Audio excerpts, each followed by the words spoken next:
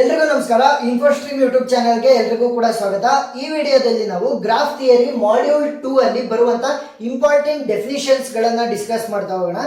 So ಈಗ starting ನಾವು Euler circuit, Euler graph ಮತ್ತೆ ಯೂಲರ್ ಪಾತ್ ಅಂತ ಅಂದ್ರೆ ಏನು ಅಂತ ಡಿಸ್ಕಸ್ ಮಾಡೋಣ. ಫಸ್ಟ್ ಯೂಲರ್ ಸರ್ಕ್ಯೂಟ್ ನಿಮಗೆ ಗೊತ್ತಿರಬೇಕು. ಯೂಲರ್ ಸರ್ಕ್ಯೂಟ್ ಅಂತ ಅಂದ್ರೆ ಏನು? It is A closed path. So closed path ಅಂತಂದ್ರೆ ನೋಡಿ, ಎಲ್ಲಿ ಶುರು ಮಾಡಿರ್ತೀರಾ ಅಲ್ಲಿಗೆ ವಾಪಸ್ ಬರ್ಬೇಕು. ಸೊ ಇವಾಗ ಎ ವರ್ಟಿಸಿಸ್ ಅಲ್ಲಿ ಶುರು ಮಾಡಿರ್ತೀರಾ ಅಂತಂದ್ರೆ ಮತ್ತೆ ಅದೇ ಎ ವರ್ಟಿಸಿಸ್ ಅಲ್ಲಿ ನಿಮ್ಮ ಟ್ರಾವರ್ಸಲ್, ಗ್ರಾಫ್ ಟ್ರಾವರ್ಸಲ್ ಎಂಡ್ ಆಗಬೇಕು. ಸೊ ಆ ರೀತಿ closed path that starts and end at the same vertex and includes every edge exactly once ಅಂತ ಅಂದ್ರೆ ಈಗ ನಾನು ಟ್ರಾವರ್ಸ್ ಮಾಡೋದಕ್ಕೆ ಶುರು ಮಾಡಿದೆ ಎ ಇಂದ, ಸರಿನಾ? ಸೊ ಇವಾಗ ಎ ಇಂದ ಶುರು ಮಾಡಿದೆ ಅಂತಂದ್ರೆ this is E1, this is E2, this is E3, this is E4, this is E5, this is E6 ಅಂತ ಅನ್ಕೊಂಡೆ ಅಂತ ಅನ್ಕೊಳ್ಳಿ. ಸೊ ಈಗ ಅವ್ರು ಏನ್ ಹೇಳ್ತಾ ಇರೋದು, ಕ್ಲೋಸ್ಡ್ ಪಾತ್ ಅಂತಂದ್ರೆ ಎಲ್ಲಿ ಶುರು ಮಾಡಿರ್ತೀನಿ ನಾನು ವಾಪಸ್ ಅಲ್ಲಿಗೆ ಬರಬೇಕು with traversing each end only once ಅಂತಂದ್ರೆ ಈಗ ಎ ಇಂದ ಬಿ ಹೋದೆ, ಸೊ E1 ಯೂಸ್ ಆಯ್ತು. ನೆಕ್ಸ್ಟ್ ಬಿ ಇಂದ ಸಿ ಹೋದೆ, E2 ಯೂಸ್ ಆಯ್ತು. ನೆಕ್ಸ್ಟ್ ಸಿ ಇಂದ ಇ ಹೋದೆ, E3. ನೆಕ್ಸ್ಟ್ ಇ ಇಂದ ಬಿ ಗೆ ಹೋದೆ, E4 ಯೂಸ್ ಆಯ್ತು. ಈಗ ನಾನು ಬಿ ಇಂದ ಎಗೆ E1 ಅನ್ನ ಯೂಸ್ ಮಾಡ್ಕೊಂಡು ವಾಪಸ್ ಬರ್ಕೂಡ್ದು. ಯಾಕೆ? E1 ಆಲ್ರೆಡಿ ಟ್ರಾವರ್ಸ್ ಆಗಿದೆ. ಸೊ ಏನ್ ಮಾಡ್ಬೇಕು, ಮತ್ತೆ E5 ಅನ್ನ ಯೂಸ್ ಮಾಡಿ ಬರ್ಬೇಕು, ಮತ್ತೆ E6 ಅನ್ನ ಯೂಸ್ ಮಾಡ್ಕೊಂಡು ಎಗೆ ಬರಬೇಕು.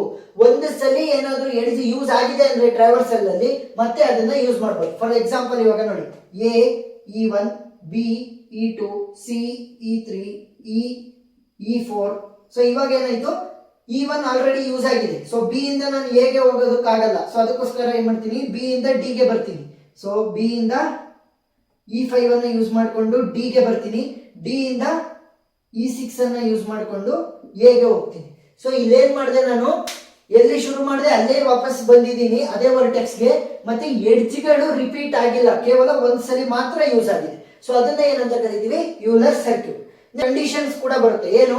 All the vertices must have even degree. ಏನಾದ್ರೂ ಕೂಡ ಯೂಲರ್ ಸರ್ಕ್ಯೂಟ್ ಆಗ್ಬೇಕು ಅಂತಂದ್ರೆ ಈವನ್ ಡಿಗ್ರಿ ಇರುವಂತ ವರ್ಟೆಕ್ಸ್ ಗಳಾಗಿರ್ಬೇಕು ಪ್ರತಿಯೊಂದು ವರ್ಟೆಕ್ಸ್ ಕೂಡ. And graph must be connected. Graph must be connected ಅಂತಂದ್ರೆ ಅಟ್ಲೀಸ್ಟ್ ಒಂದಾದ್ರೂ ಎಡ್ಜ್ ಇರಬೇಕು ನಮ್ಮ ವರ್ಟಿಸಿಸ್ ಗಳ ಮಧ್ಯ. ನೆಕ್ಸ್ಟ್ ಈವನ್ ಎಡ್ಜ್ ಅಂತ ಅಂದ್ರೆ, ನೆಕ್ಸ್ಟ್ ಈವನ್ ಎಡ್ಜ್ ಅಂತ ಅಂದ್ರೆ ಏನು ನೋಡಿ, ಇಲ್ಲಿ ಈ ಒಂದು ವರ್ಟೆಕ್ಸ್ ಇದೆ ಅಂತಂದ್ರೆ 1, 2 ಎಡ್ಜ್ ಅಲ್ವಾ ಕನೆಕ್ಟ್ ಆಗಿರೋದು. ಸೊ ಇದ್ರ ಡಿಗ್ರಿ ಎಷ್ಟಾಗುತ್ತೆ, 2 ಆಗುತ್ತೆ. ನೆಕ್ಸ್ಟ್ ಇದಕ್ಕೆ ನೋಡಿ 1, 2. ಸೊ 2 ಎಡ್ಜ್ ಕನೆಕ್ಟ್ ಆಗಿರೋದು, ಡಿಗ್ರಿ ವಿಲ್ ಬಿ 2. ಸೊ ಈ ಬಿ ಗೆ ನೋಡಿ 1, 2, 3, 4. So 4 degree, 4 is even or odd? Even. Next C ಗೆ 2 ಕನೆಕ್ಟ್ ಆಗಿರೋದು, ಸೊ 2. ನೆಕ್ಸ್ಟ್ 2 ಎಡ್ಜ್ ಕನೆಕ್ಟ್ ಆಗಿದೆ, ಸೊ 2. ಸೊ ನೀವು ಇಲ್ಲಿ ನೋಡಿದ್ರೆ ಎಲ್ಲಾ ವರ್ಟಿಸಸ್ಗೂ ಕೂಡ ಡಿಗ್ರಿ ಏನಾಗಿದೆ, ಈವನ್ ಡಿಗ್ರಿ ಇದೆ. ನೆಕ್ಸ್ಟ್ ಯೂಲರ್ ಗ್ರಾಫ್ ಅಂತ ಅಂದ್ರೆ ಏನು? Euler graph is A connected graph. Euler graph ಅಂದ್ರೆ a connected graph is Euler graph if it contains Euler circuit. ಏನು? Connected graph is a Euler graph if it contains Euler circuit. So Euler circuit ಪ್ರಕಾರ ಏನಿರೋದು, Euler circuit ಪ್ರಕಾರ ನೋಡಿ, ನಮ್ಮ vertices ಗಳು ಏನಾಗಿರ್ಬೇಕು, even degree ಆಗಿರ್ಬೇಕು. ಸೊ ಎದು ಡಿಗ್ರಿ ಎಷ್ಟು, 2, ಯಾಕಂದ್ರೆ 2 ಎಡ್ಜ್ ಇರೋದು. ಬಿದು ಕೂಡ ಡಿಗ್ರಿ ಇಷ್ಟು, ಸಿದು ಕೂಡ ಡಿಗ್ರಿ ಇಷ್ಟು. ಕನೆಕ್ಟ್ ಆಗಬೇಕಿದೆಯಾ? ಎಸ್. ಸೊ ಎಲ್ಲಾ ವರ್ಟಿಸಿಸ್ ಗಳ ಮಧ್ಯ ಒಂದಾದ್ರೂ ಕೂಡ ಎಡ್ಜ್ ಗಳು ಇದೆ. ಸೊ ಇದನ್ನ ಏನಂತ ಕರಿಬಹುದು ನಾವು, ಯೂಲರ್ ಗ್ರಾಫ್ ಅಂತ ಕರಿಬಹುದು. ನೆಕ್ಸ್ಟ್ ಯೂಲರ್ ಪಾತ್ ಅಥವಾ ಯೂಲರ್ ಟ್ರಯಲ್ ಅಂತ ಅಂದ್ರೆ ಏನು? Path in graph that visit every edge exactly once. So ಪ್ರತಿಯೊಂದು ಎಡ್ಜ್ ಅನ್ನು ಕೂಡ ಕೇವಲ ಒಂದು ಸಲ ಮಾತ್ರ ನಾವು ಟ್ರಾವರ್ಸ್ ಮಾಡ್ತೀವಿ, but does not return to the starting vertex.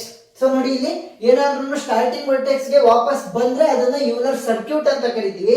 ಏನಾದ್ರೂ ಕೂಡ ಸ್ಟಾರ್ಟಿಂಗ್ ವರ್ಟೆಕ್ಸ್ ಗೆ ವಾಪಸ್ ಬರ್ಲಿಲ್ಲ ಅಂತಂದ್ರೆ ಅದನ್ನ ಯೂಲರ್ ಪಾತ್ ಅಂತ ಕರಿತೀವಿ. ಸೊ ಸ್ಟಾರ್ಟಿಂಗ್ ಮತ್ತೆ ಎಂಡಿಂಗ್ ವರ್ಟಿಸಿಸ್ ಎರಡು ಕೂಡ ಡಿಫರೆಂಟ್ ಇರ್ತವೆ ಇದರಲ್ಲಿ, ಯೂಲರ್ ಪಾತ್ ಅಲ್ಲಿ. So exactly 2 vertices have odd degree and graph must be connected. So graph must be connected ಅಂತಂದ್ರೆ at least ಒಂದಾದ್ರೂ ಎಡ್ಜ್ ಇರಬೇಕು ನಮ್ಮ ವರ್ಟಿಸಿಸ್ ಗಳ ಮಧ್ಯ. Next 2 vertices must have odd vertex. ಆಮೇಲೆ 2 vertices must have odd degree ಅಂತ ಹೇಳ್ತಾ ಇದೆ. So ಇಲ್ಲಿ ಡಿಗ್ರಿಗಳನ್ನ ನೋಡ್ತಾ ಹೋಗೋಣ ಈ ಒಂದು ಎಕ್ಸಾಂಪಲ್ ಅಲ್ಲಿ. ಸೊ ಇದಕ್ಕೆ ಎಷ್ಟಿದೆ ಡಿಗ್ರಿ, 1, 2. ಸೊ 2. ನೆಕ್ಸ್ಟ್ ಇದಕ್ಕೆ 1, 2. ನೆಕ್ಸ್ಟ್ ಇದಕ್ಕೆ ನೋಡಿದ್ರೆ 1, 2, 3. So 3 is the degree. So ಇದೊಂದು ಆಡ್ ಆಯ್ತು. ನೆಕ್ಸ್ಟ್ ಇಲ್ಲಿ 1, 2. So 2 is the degree. So ಇದಕ್ಕೆ ಕೇವಲ ಒಂದೇ 1. ಸೊ 1. ಸೊ ಇಲ್ಲೇನಾಗಿದೆ, ಈ ಒಂದು ಗ್ರಾಫ್ ಕನೆಕ್ಟೆಡ್ ಆಗಿದೆ ಮತ್ತೆ ಇದರಲ್ಲಿ 2 ವರ್ಟಿಸಿಸ್ ಗಳಿಗೆ ಏನಾಗಿದೆ, ಆಡ್ ಡಿಗ್ರಿ ಇದೆ. Exactly 2 vertices odd degree. So odd degree ಇದೆ. ನೆಕ್ಸ್ಟ್ ಹೋಗೋಣ. ಸೊ ನೆಕ್ಸ್ಟ್ ಹ್ಯಾಮಿಲ್ಟೋನಿಯನ್ ಸೈಕಲ್ ಅಥವಾ ಸರ್ಕ್ಯೂಟ್ ಅಂತ ಅಂದ್ರೆ ಏನು? Cycle in graph that visit every vertex exactly once. So ಕೇವಲ ಪ್ರತಿಯೊಂದು ವರ್ಟೆಕ್ಸ್ ಗಳನ್ನ ಕೇವಲ ಒಂದ್ಸಲಿ ಮಾತ್ರ ವಿಸಿಟ್ ಮಾಡಿದ್ರೆ ಅದನ್ನ ಏನಂತ ಕರಿತೀವಿ? Hamiltonian cycle. ಸೊ ಸೈಕಲ್ ಅಥವಾ ಸರ್ಕ್ಯೂಟ್ ಅಂತ ಅಂದ್ರೇನು? ಎಲ್ಲಿ ಸ್ಟಾರ್ಟ್ ಆಗಿರುತ್ತೆ ಅಲ್ಲೇ ಎಂಡ್ ಆಗ್ಬೇಕು ನೋಡಿ. And return to the starting vertex. So ಇವಾಗ ಎ ಇಂದ ಶುರು ಆಯ್ತು ಅಂತ ಅನ್ಕೊಳ್ಳಿ. ಸೊ ಇದು ಎಡ್ಜ್ E1, ಇದು ಎಡ್ಜ್ E2, ಇದು E3, E4, E5 ಮತ್ತೆ E6 ಅಂತ ಅನ್ಕೊಳ್ಳಿ. ಸೊ ಎಲ್ಲಿ ಶುರುವಾಗಿದೆ ಅದೇ ವರ್ಟೆಕ್ಸ್ ಗೆ ಬರಬೇಕು. ಮತ್ತೆ ಇನ್ನೊಂದೇನು ಹೇಳ್ತಾ ಇರೋದು, ಪ್ರತಿ ಒಂದು ವರ್ಟೆಕ್ಸ್ ಅನ್ನ ಕೇವಲ ಒಂದ್ಸಲಿ ಮಾತ್ರ ಅದು ವಿಸಿಟ್ ಮಾಡಬೇಕು. ಅದರದ್ದೇ ಸ್ಟಾರ್ಟಿಂಗ್ ವರ್ಟೆಕ್ಸ್. ಯಾಕೆ? ಎಲ್ಲಿ ಶುರು ಮಾಡಿದೆ ಅಲ್ಲಿಗೆ ವಾಪಸ್ ಬರ್ಬೇಕಲ್ವಾ.